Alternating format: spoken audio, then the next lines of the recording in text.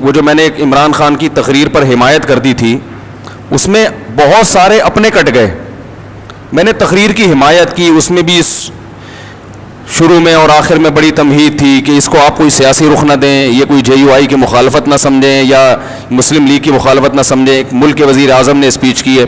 میرے پاس اب خطوط آ رہے ہیں لوگوں کے, فون تو میں اٹھاتا بہت ہی کم ہوں, خطوط آ رہے ہیں کہ آپ ہمارے دل سے اتر گئے. مفتی صاحب میں آپ کا بہت بڑا فین تھا اور میں اب آپ میرے دل سے اتر گئے ہیں. مجھے جواب دیں کہ ایک یہودی کو آپ کیسے وہ کر رہے ہیں اور ایک فلانے کو آپ کیسے وہ کر رہے ہیں. تو میں جواب نہیں دے رہا کیونکہ مجھے پتا ہے جواب دوں گا پھر اس پہ ایک نیا خط آ جائے گا. اس لیے جواب نہیں دے رہا کہ آپ میں جواب کا تحمل نہیں ہے, برداشت نہیں ہے, برداشت نہیں ہے. آپ یہ چاہتے ہیں کہ یعنی اس بنا پر بھائی آپ اختلاف کرو نا, بولو بھائی مفتی صاحب آپ نے جو وزیر اعظم کی تعریف کی غلط کی ہے, اس کا دل سے اترنے سے کیا تعلق ہے؟ کوئی شرعی مسئلہ تھوڑی میں نے بیان کیا ممبر پہ بیٹھ گئے. اب بولو بھائی جو آپ دین کی باتیں کر رہے ہو ماشاءاللہ وہ تو بڑی زبردست ہیں, تو اس معاملے میں ہم آپ کے پہلے بھی فین تھے, اب بھی فین ہیں. سیاست کے معاملے میں جو آپ نے یہ بات کی ہے وزیر اعظم کی تقریر سے ہم آپ کے متفق نہیں ہیں, ختم ہو گئی بات. مثال کے طور پر میں اگر کوئی میڈیکل سائنس کی بات کروں, میں بتاؤں شوگر کی ایک فلاں دوا ہے, میں نے ڈاکٹر سے سنا ہے بڑی زبردست ہے, آپ نے اس سے بڑے ڈاکٹر سے سنا کہ وہ زبردست نہیں ہے, تو میں آپ کے دل سے اتروں گا؟ بولو نا بھائی, دل سے اتروں گا؟ آپ بولیں گے یار میڈیکل سائنس میں انہوں نے ایک بات کہی ہے ان کی رائے کے مطابق, دوسرے ڈاکٹر نے تو اس کے خلاف کہا ہے, اب آپ کے پاس دونوں آپشن ہیں, اس کی مانیں ہمارے والے ڈاکٹر کی مان لیں. دل سے نہیں اتاریں گے آپ. بولیں گے ان چیزوں سے آدمی نہ دل سے اترتا ہے نہ دل پہ چڑھتا ہے. میں جب طالب علم تھا تو ہمارے ایک استاذ نے ایک نصیحت کی ہمیں, وہ اس وقت نصیحت سمجھ میں نہیں آئی, اب آتی ہے سمجھ میں. انہوں نے کہا دیکھو عوام کی عقیدت سے کبھی متاثر نہیں ہونا, صحیح ہے نا, جو عوام آپ سے کہنا حضرت حضرت ماشاءاللہ ماشاءاللہ آپ کے چپل بھی اٹھا رہے ہیں, اس سے کبھی متاثر نہیں ہونا, دھوکے میں نہیں آنا. میں نے کہا کیوں؟ انہوں نے فرمایا 2 منٹ میں ان کی عقیدت تیل ہو جاتی ہے. سمجھ رہے ہیں نا, ذرا سی کوئی بات دائیں بائیں ہوئی جو ان کے مزاج کے خلاف ہوئی, وہ ساری عقیدت ختم, گالیاں دینے پہ آ جائیں گے, حوصلہ نہیں ہے. مولانا طاری جمیل صاحب کے ساتھ کیا کیا ہے, انہوں نے اگر عمران خان کی تعریف کر دی, آپ کہہ دو غلط تعریف ہے, ختم. ساری زندگی کی ان کی محنت, ہزاروں گناہگاروں کو ان کے ہاتھوں اللہ نے توبہ کی توفیق دی. کیا اللہ نے, اب تو وہ عمر زیادہ ہو گئی, اس طرح سے وہ بول نہیں سکتے, عمر زیادہ ہو گئی ہے اور بیماریاں نے گھیرا ہوا ہے ان کو, تو ان کی آپ تقریریں سنیں جوانی کی, کیا سخت دلوں کو انہوں نے, سخت دلوں کو نرم کیا ہے, کیسے بڑے بڑے گناہگاروں کو ان کی وجہ سے توبہ کی توفیق ملی ہے. ساری زندگی کی محنت ایک طرف, ایک وزیر اعظم کی ذات پر انہوں نے تھوڑی سی بات کر لی کہ اچھا آدمی ہے, تو وہ ساری محنت اور وہ عقیدت ایک دم ہوا ہو گئی. ہم نے تو اس کی ذات کی تعریف بھی نہیں کی ہے, ہم نے تو یہ کہا ہی نہیں کہ اچھا ہے یا برا ہے, ہم نے تو یہ کہہ دیا تقریر اچھی ہے.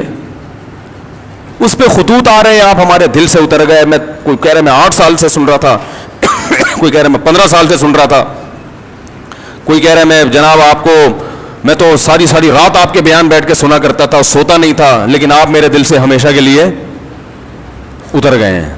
بھائی اتنا تو پھر آج اس بات پہ نہیں, کل کسی اور بات پہ اتر جائے گا, آپ اتر جاؤ گے آپ ٹریک سے. اتنا چھوٹا ظرف اگر رکھو گے تو دنیا میں کسی سے بھی فائدہ نہیں اٹھاؤ گے, اس لیے کہ آج آپ دل سے عقیدت کر رہے ہو نا, اور عقیدت میں غلو کی وجہ سے آپ کے دل سے ہم اتر رہے ہیں, کل ان سے کوئی مسٹیک ہوگی وہ بھی آپ کے دل سے اتر جائیں گے. تو ایسے آدمی کے دل میں کبھی کوئی پنپ سکتا ہی نہیں ہے. ظرف بڑا رکھیں, یہ بول لیا کریں بھائی غلطی ہو گئی مفتی صاحب سے. آپ کا خیال اگر ہے کہ ہم نے غلط کہا, بھائی مفتی صاحب بہت اچھے, آپ کے خیال میں, وہ تو اللہ ہی جانتے اچھے ہیں کہ نہیں ہے, لیکن آپ کہیں بھائی میرے خیال میں مفتی صاحب بہت اچھے, یہ والی بات مفتی صاحب کی میں اس سے متفق نہیں ہوں, ختم. اس میں کون سا مسئلہ ہے بھائی؟ اتنا بڑھاتے ہیں یار ان چھوٹی چھوٹی باتوں کو. آپ بولو حضرت مولانا طاری جمیل صاحب بہت اچھے, اللہ نے ان سے بڑا کام لیا, بڑا تقوی, بڑی للہیت, یہ جو انہوں نے عمران خان کی تعریف کی, آپ جو ان سے اختلاف کرتے ہیں بولے بھائی اس معاملے میں ان کی رائے سے متفق نہیں ہوں, باقی ان کا کام اللہ نے عقیدت محبت ہے ان سے, اللہ ان کی عمر میں برکت دے, یہ والی. اور کبھی ملاقات ہوئی تو میں ان سے کہہ دوں گا کہ حضرت یہ آپ نے اچھا نہیں کیا, بس ختم. جن کی رائے میں انہوں نے اچھا نہیں کیا اور جن کی رائے میں اچھا کیا وہ کہیں پہ بہت اچھے, کیپ اٹ اپ. ٹھیک ہے, تو اتنا چھوٹا ظرف, اور جس کا یہ ظرف ہوتا ہے وہ کسی بھی جگہ نہیں پنپتا.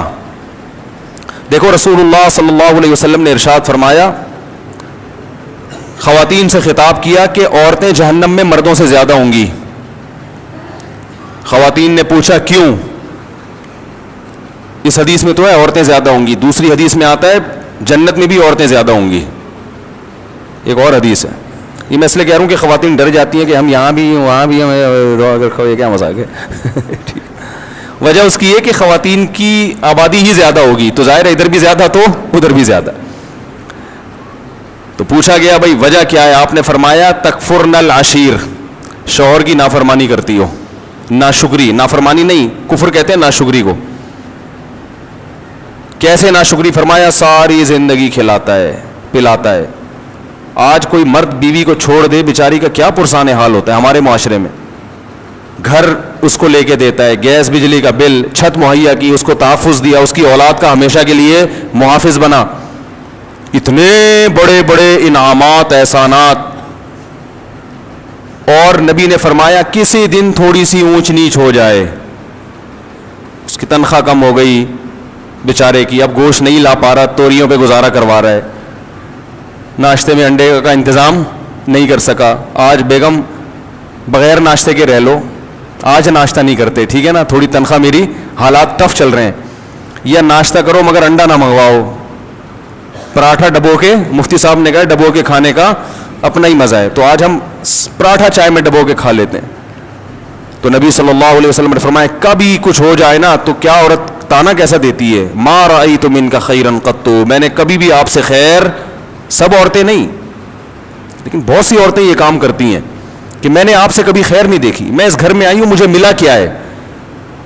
کتنا بڑا زندگی بھر کے ہمارے مسلم معاشرے میں تو مرد تو بہت زیادہ تحفظ دیتا ہے. کیسے باپ اپنی بیٹی کے لیے رشتے تلاش کر رہے ہوتے ہیں کیونکہ اچھا آدمی مل جائے, اور پھر طلاق سے ڈرتی بھی ہیں, کہتی ہیں طلاق دے کے مجھ پہ ظلم کر دیا, مجھے یہ کر دیا. طلاق دے کے کیا کیا اس نے؟ اپنے آپ سے جدا کر دیا نا, تو اب رو کیوں رہی ہو؟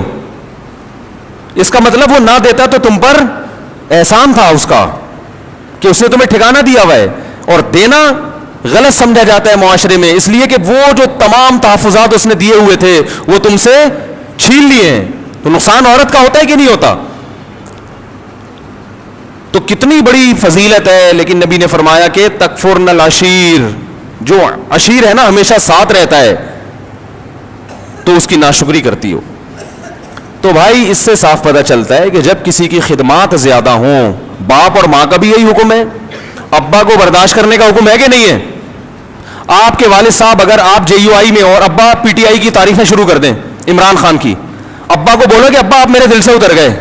بولو گے؟ بولو نا بھائی.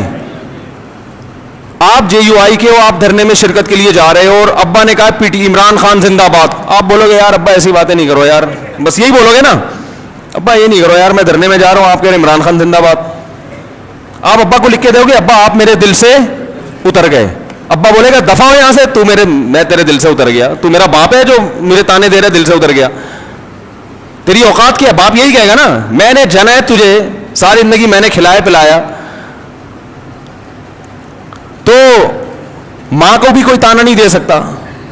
ہمیں یاد ہے جب ضیاء الحق کا دور تھا, ہم بہت چھوٹے بچے تھے اس وقت, تو ضیاء الحق نے ریفرینڈم کروایا تھا کہ اسلام چاہتے ہو تو ہاں, اسلام نہیں چاہتے تو نہ. بہت ہوشیار آدمی تھا ضیاء الحق بھی. اس نے ریفرینڈم کروایا تھا کہ اگر آپ اسلام چاہتے ہیں تو مزید 5 سال کے لیے مجھے ووٹ دے دیں. تو ہمارے خاندان میں ایک بوڑھی خاتون ہیں, اب تو بوڑھی ہو گئی, اس وقت تو اتنی بوڑھی نہیں تھی, وہ ہماری محرم رشتہ ہے ان سے, وہ ناں پہ ٹھپا لگا کے آ گئیں. اور ہم نے کہا بھائی کیا اسلام نہیں چاہیے؟ انہوں نے کہا اسلام چاہیے, ضیاء الحق نہیں چاہیے ہمیں. انہوں نے کہا اسلام چاہیے ہمیں, ضیاء الحق نہیں چاہیے. ان کو نہیں پسند ہوگا ضیاء الحق. تو باقی اکثر لوگ ہاں پہ جا کے ٹھپا لگا رہے تھے. تو ہمیں ان کی بات پہ ہنسی آئی. ہم جو تھے ضیاء الحق کی طرف تھے, ہم سمجھتے تھے کہ بھئی یہ دیندار آدمی ہے, تہجد گزار آدمی ہے, یہ اسلام کو, اور اس نے بہت حد تک کیا بھی, ہماری رائے کے مطابق کام, وفاقی شرعی عدالت بنائی, مفتی تقی صاحب کو اس کا جج بنایا, حدود آرڈیننس سارے ضیاء الحق کے ہی بنائے ہوئے ہیں. اس کے دور میں جو جتنی ٹی وی اینکرز تھی سب کے سر پہ دوپٹہ ہوتا تھا. بہت سارے کام اس نے کیے اور بہت سارے کر سکتا تھا, مگر لوگوں نے اس کا ساتھ نہیں دیا. لیکن اس میں بھی رائے کا اختلاف ہو سکتا ہے, کوئی کہتا ہے امریکی ایجنٹ تھا, کوئی کہتا ہے کیا ہوا. ایسا نہ ہو جو تھوڑے بہت جن کے دلوں سے میں نہیں اترا اب ان کے دلوں سے بھی اتر جاؤں کہ آپ تو ضیاء الحق کی حمایت کر رہے ہو. تو 2 منٹ لگتے ہیں دل سے اترنے میں. تو وہ نا پہ لگا کے آ گئیں. اب وہ ہمارے خاندان کی بڑی خواتین, ہم ان سے یہ کہتے ہیں آپ ہمارے دل سے ہمیشہ کے لیے اتر گئیں. تو بھائی رشتے ہیں ٹھیک ہے نا کا, اور ہم نے بظاہر تو یہ کفر ہے نا کہ اسلام نہیں چاہیے, وہ کہتی ہے اسلام چاہیے. یہ ضیاء الحق نے اسلام کا ان کے خرائے کے مطابق لیبل لگایا ہوا ہے کہ اب اسلام تو ہر آدمی کہے گا نا ہاں, تو ہاں کا مطلب یہ کہ اگلے 5 سال کے لیے میں دوبارہ آ رہا ہوں. تو بھائی ہمارے اپنے رشتے داروں میں ہم جب بیٹھتے ہیں, کوئی جے یو آئی کی حمایت کر رہا ہوتا ہے, کوئی پی ٹی آئی کی حمایت کر رہا ہوتا ہے. اب جو خاندان کے بڑے بزرگ ہیں ہم ان سے تمیز سے احترام سے تھوڑی سی ڈیبیٹ کر لیتے ہیں, بحث کر لیتے ہیں. بھائی ٹھیک ہے آپ کی رائے ہے, بڑے بزرگ تو بزرگ ہی رہیں گے. اب یہ تھوڑی کہ وہ پی ٹی آئی میں چلا گیا تو وہ ہمارے دل سے اتر گیا, وہ جے یو. بھائی بڑے خاندان کے رشتہ ہے. دوست احباب میں بھی ایسا ہی ہوتا ہے. ہم جب بیٹھتے ہیں ہمارے دوستوں میں, ہمارے شاگردوں میں, میرے شاگردوں میں کوئی جے یو آئی کا ہے, کوئی پی ٹی آئی کا ہے, وہ بیٹھے ہوئے ہوتے ہیں. اب وہ کہ آپ ہمارے دل سے اتر گئے, میں کہوں گا بھائی دل سے اتر گئے تو میں تو سبق نہیں پڑھاؤں گا. جب تمہارا استاد سے تمہیں عقیدت محبت ہی ختم ہو گئی تو میں تمہیں تفسیر کیوں پڑھاؤں, میں کیوں پڑھاؤں بھائی تمہیں تفسیر. اتنا بڑا تانا تم نے دے دیا کہ آپ اب یعنی آپ ہمیں سمجھ میں ہی نہیں آ رہے نا, تو جب پھر اس سے پڑھو جو تمہیں سمجھ میں آ رہا ہے, جو سمجھ میں نہیں آ رہا اس سے کیوں پڑھ رہے ہو. تو چھوٹا دل نہ رکھو میرے بھائی, ظرف کو کیا کرو, دوسرے کی رائے سننے کا تحمل پیدا کریں, رائے سننے کا تحمل پیدا کریں. میں بہت کچھ بول سکتا ہوں ممبر پہ بیٹھ کے, بہت کچھ دلائل کے تانے بانے ملا سکتا ہوں, آپ بھی ملائیں, لیکن ہم تو ایک اصولی اور ضابطے کی بات کر کے آگے نکل جاتے ہیں کہ اصول اور ضابطے میں بھئی یہ ہم یہ کہہ رہے ہیں کہ یہ کام اچھا کیا, فلاں اگر کرے گا تو ہم اس کو بھی اپریشیٹ کریں گے, فلاں آدمی کا فلاں کام اچھا ہے, اور وہ قرآن و سنت نہیں بن جاتا, وہ ہماری رائے ہوتی ہے. تو اگر کوئی عالم پی ٹی آئی میں چلا جاتا ہے, میں کہتا ہوں کوئی عالم دین اگر پی ٹی آئی میں چلے بھی جائیں, دیکھو ایک زمانہ تھا سیاسی باتیں نہیں کرنی چاہیے, لیکن اب وہ دین کی یعنی جب تک میں مثال نہیں دوں گا تو جو میں شریعت ہی کا قاعدہ بتانا چاہ رہا ہوں سمجھ میں نہیں آئے گا. ایک زمانہ تھا کہ ایم کیو ایم بڑے عروج پر تھی, ایک عالم تھے ان کا ایم کیو ایم میں ایک اسمبلی کے ممبر تھے, ان سے بڑی گہری دوستی, وہ ان سے بڑے جا کے بڑی اچھی طرح سے ملا کرتے تھے اور بڑی گہری دوستی. کسی نے اعتراض کیا کہ حکمرانوں سے تعلق ہے بھائی, کہ جب بھی اسمبلی کا ممبر آئے گا اور یہ جناب اس سے بڑے اچھے طریقے سے ملیں گے, اس کو چائے بھی پلائیں گے, یہ تو چاپلوسی کر رہے ہیں, یہ کیا کر رہے ہیں, یہ تو چاپلوسی, حکمرانوں کی چاپلوسی. تو میں نے ان سے کہا, میں نے کہا بھائی دیکھو ایک جب کوئی بھی حکومت میں ہے تو اس کے خلاف چلو گے تو آپ اپنے کام نہیں نکلوا سکتے, اور اگر آپ اس سے دوستی لگا کے بہت سارے دینی کام کروا سکتے ہیں اس سے تو یہ چاپلوسی نہیں ہے, یہ شریعت میں عین مطلوب ہے. چاپلوسی حکمرانوں کی وہ حرام ہے جو اپنی ذات کے لیے ہو, قوم کے لیے ہے, ملک و ملت کے لیے, تو یہ چاپلوسی نہیں ہے, یہ تو اخلاق ہے. اور شریعت نے ہمیں حکمرانوں کے احترام کا حکم دیا ہے, ان کو ذلیل کرنے کا حکم نہیں دیا, اس لیے کہ قومی اتحاد جو ہے نا, اتحاد وہ جب ہی ہوتا ہے کہ جب سب ایک امیر پر متفق ہوں, تب ملک پاورفل بنتا ہے, تب اس وقت طاقتور بنتا ہے ملک. آپ درجنوں سیاسی اختلاف کریں تو اگر کوئی کسی اسمبلی کے, اب میں اس لیے کہہ رہا ہوں حضرت مولانا طارق امیر صاحب جا کے بیٹھے ہوئے ہیں کسی حاکم کے پاس, اس کی تصویریں آ رہی ہیں اور نیچے جھوٹی حدیثیں اور اسلاف کے واقعات کے جو حکمرانوں سے ملتا ہے وہ یوں ہیں تو وہ یوں ہیں تو فلانا ہے. بھائی جو اپنی ذات کے لیے ملے, اپنی ذات کو پروموٹ کرنے کے لیے, اور جس کے پیچھے مقصد ہو, جس کے پیچھے ایک قوم کی خدمت ہو, تو اس کے لیے بالکل جائز ہے. اور یہی کام جب آپ کرتے ہیں تو وہ حلال ہوتا ہے, دوسرا کرے تو وہ کیا ہو گیا, وہ ناجائز ہو گیا. اب کوئی اصول ہی نہیں ہے, کوئی ضابطہ ہی نہیں ہے کسی بھی چیز کا.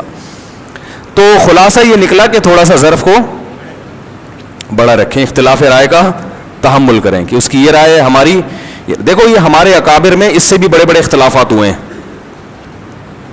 فلاں کو وزیر اعظم بننا چاہیے کہ نہیں بننا چاہیے, فلاں حقدار ہے یا نہیں, یہ کم درجے کا اختلاف ہے. کنٹری بننا چاہیے نیا یا نہیں بننا چاہیے, یہ زیادہ بڑا اختلاف ہے.